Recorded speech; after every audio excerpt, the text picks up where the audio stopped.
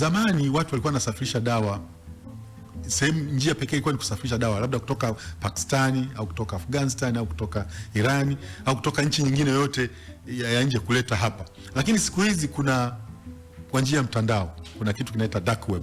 Dark web ni kwamba mtu unaweza kukaa hapa wewe, unaingia kwenye mtandao, unakutana na genge la uuzaji wa dawa Marekani, una press order yako, wanakwambia tuma hela, unatuma hela, inaletwa kama iPhone imeagizwa kutoka Marekani, lakini kumbe sio iPhone, ndani ni dawa za kulevya.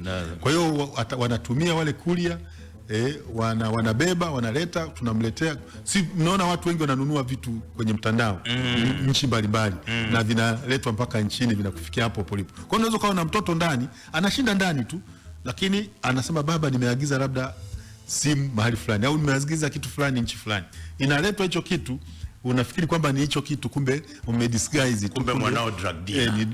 Kwa hiyo unakuta, kwa hiyo vijana wana mbinu. Kwa hiyo hiyo nayo ni teknolojia, lakini vile vile siku hizi umesikia hata hapa tumekamata hizi sigara za elektroniki yes, za umeme. Yes. Lakini ndani wanachanganya na dawa za kulevya. Lakini yote hii ni nini? Ni teknolojia, kwamba electronic cigarette, kuweka mpaka mle. Yes. Electronic cigarette wanaweka dawa za kulevya. Kwa hiyo unaona ni teknolojia. Lakini vile vile hawa watu wanasafirisha sasa, wakati mwingine wanatumia satellite phones. Baada ya kutumia simu hizi za kawaida, wanatumia satellite phones, kwamba yani mtu anapiga, wewe unamwangalia kwenye mitandao yote humkuti. Kwa hiyo wametumia satellite phone kuwasiliana kwamba niko mahali fulani. Alafu wanatumia coordinate, yani kwamba niko sehemu fulani, hawasemi niko Manzese, wanasema kodi, kwamba niko kwenye kodi namba fulani fulani fulani. Kwa hiyo hiyo yote ni teknolojia, unaona, hiyo yote ni teknolojia kuhakikisha kwamba hawakamatwi kirahisi. Lakini umeona mara nyingi, juzi mwaka jana tumekamata biskuti zinatengenezwa zina bangi. Kwa hiyo mtu baadaye ya kuuza bangi kama bangi anauza biskuti. Biskuti ni halali, lakini ndani ya biskuti kuna nini?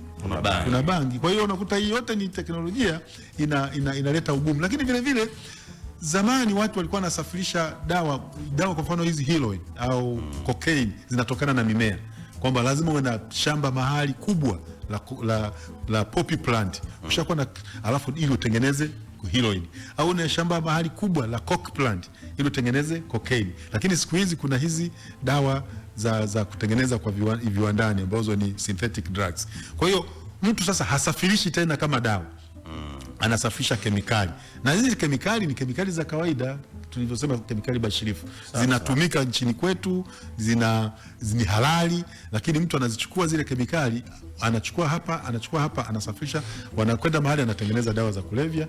Basi kwa hiyo teknolojia imeleta magumu sana imeongeza ugumu katika udhibiti wa dawa za kulevya.